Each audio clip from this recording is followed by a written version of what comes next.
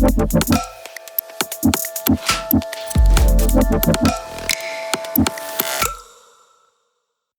and welcome to another episode of Tech Time Today. I am your host, Jeff Welpley, and yet again, I am on site at another conference. Last time it was Google Cloud Next.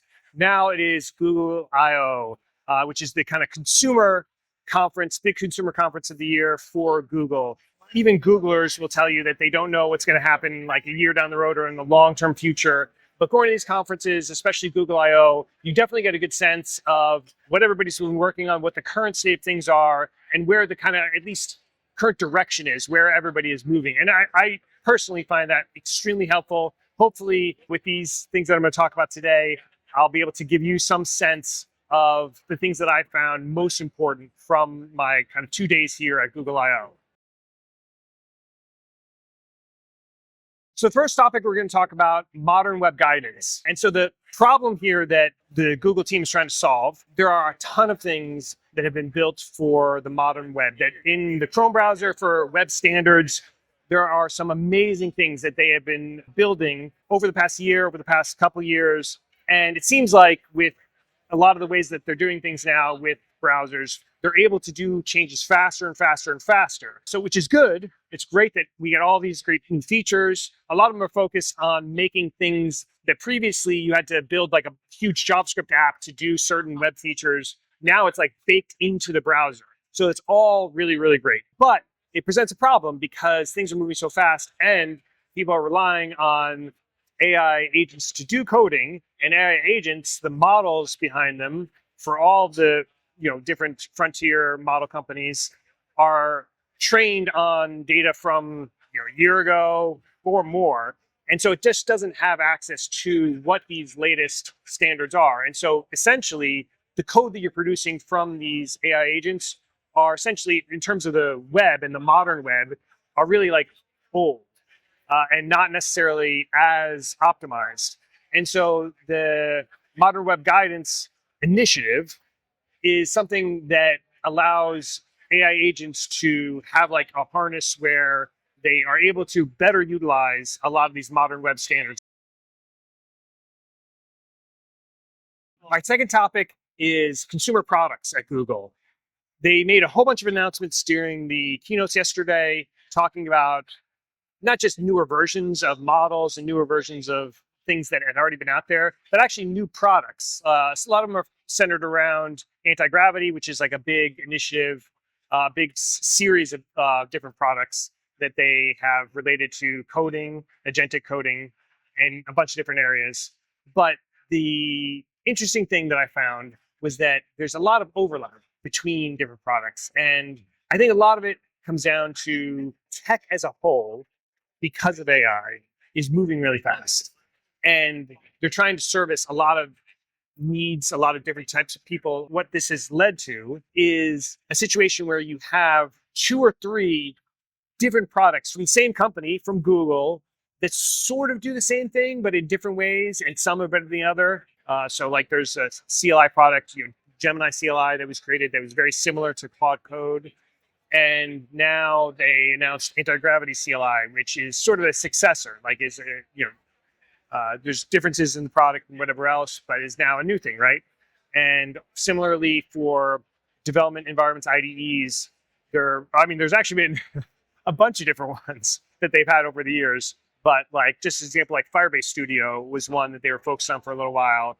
But now again, the anti-gravity IDE is something that they're trying to push people more towards. Each of these products like have a different audience, slightly different purposes, different motivations. And Google necessarily isn't sure of what the ultimate like long-term solution is going to be that's ultimate for everybody. And so you just try your best. You try to build for the different types of audiences there are now. And that sometimes that does lead to this situation that we have now where there's a little bit of confusion. Like, yeah, you have like 3 or 4 different products, like somewhat doing the same thing. You just have to hope that like, okay, eventually that'll kind of sort itself out as people use it more, as things get more mature. The last thing I was going to mention on this that was related is with Google Search, because Google Search, they announced that there's going to be in certain situations for certain searches where the UI is actually a lot of it is more AI generated than the traditional just links. They still have links, obviously, with a lot of Google search,